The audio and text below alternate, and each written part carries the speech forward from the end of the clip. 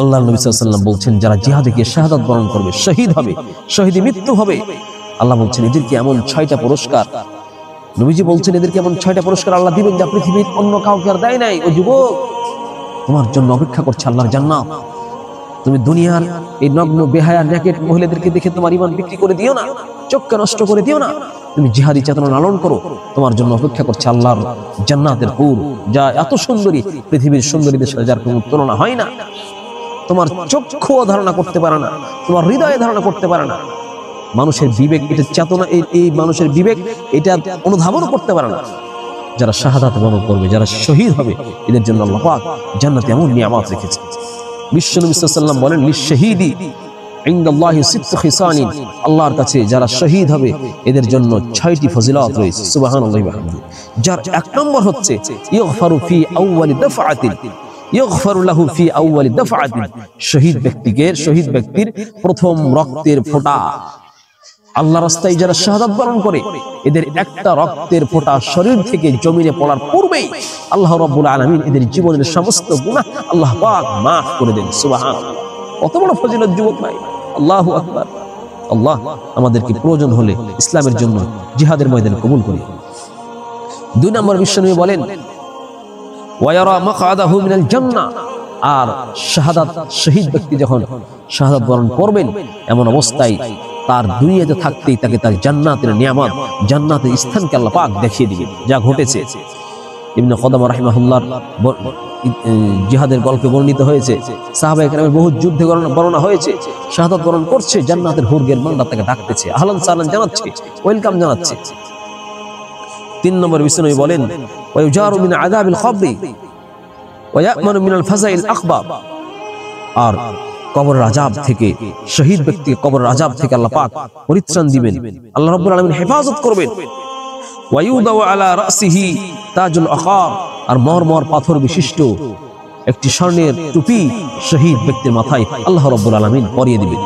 ওয়াল ইয়াকুতাতু মিনহা খায়রুম মিনাদ দুনিয়া ওয়া মা ফিহা, আর ওই যে একটি ইয়াকুত, একটি মরমর পাথরের টুকরা, যেই টুকরা দিয়ে বানিয়ে পাথর, যে মরমর পাথরের একটি টুপি শহীদের মাথায় আল্লাহ পরিয়ে দিবেন, ওই একটা পাথরের টুকরা বিশ্বনবী বলছেন খায়রুম মিনাদ দুনিয়া ওয়া মা ফিহা, পৃথিবীতে যত সম্পদ আছে, lakh lakh million billion trillion যত টাকা পয়সা স্বর্ণ নিয়ামত, পৃথিবী কত বড় চিন্তা করো, পৃথিবী কত বড় চিন্তা করেন, সারা পৃথিবীর যত সম্পদ আছে একটু চিন্তা করে দেখেন, পৃথিবীতে কত সম্পদ আছে, এক ঢাকা শহর বিক্রি করলে কত টাকা হবে, এরকম লক্ষ লক্ষ কোটি কোটি কোটি কোটি পৃথিবী মিলে, রাষ্ট্র মিলে, শহর মিলে একটা পৃথিবী। এই দুনিয়ার যত সম্পদ আছে এর একটা, এই শহীদ ব্যক্তিকে আল্লাহ পাক যে টুপি পরাবেন, এর একটা মরমর পাথর সারা পৃথিবীর সমস্ত মূল্য থেকে বেশি হয়ে যায়। সুবহানাল্লাহ।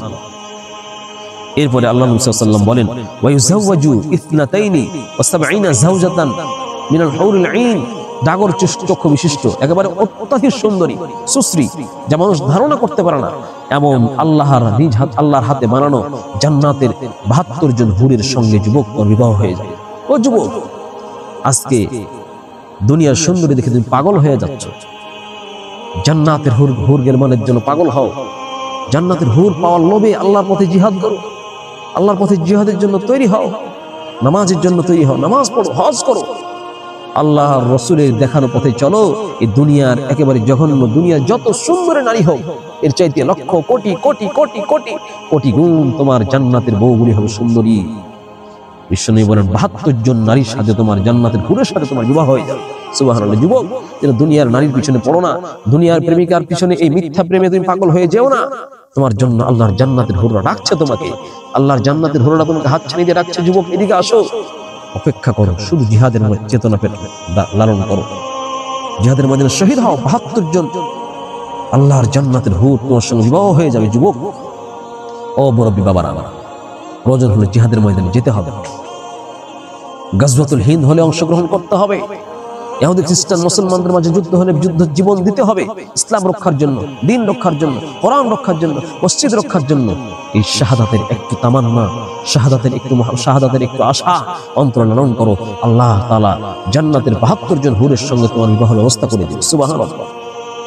এরপর আল্লাহ রাসূল সাল্লাল্লাহু আলাইহি ওয়াসাল্লাম বলেন, ওয়া ইউশাফাউ ফি 70 মিন আখারিবিহি, ও যুবক, তোমার মাকে অনেক ভালোবাসো তুমি, তোমার মাকে অনেক মহব্বত করো। মাকে বলো, ও মা, আমি আমল করে জান্নাতে তোমাকে নিতে পারবো কিনা বলতে পারি না, কিন্তু যুবক বিশ্বনবী বলছেন কেউ যদি শহীদ হয় আল্লাহর রাস্তায়, আল্লাহর দিনে, রাসূলের পথে কেউ যদি শহীদই মৃত্যু হয়, কেউ যদি শহীদ হয়, রাসূল বলেন তার বংশ থেকে ৭০ জন ব্যক্তির ব্যাপারে আল্লাহ পাক তার সুপারিশ কবুল করবেন, মানে জাহান্নাম থেকে বাঁচিয়ে আল্লাহ জান্নাতে নিয়ে যাবে শহীদ ব্যক্তি।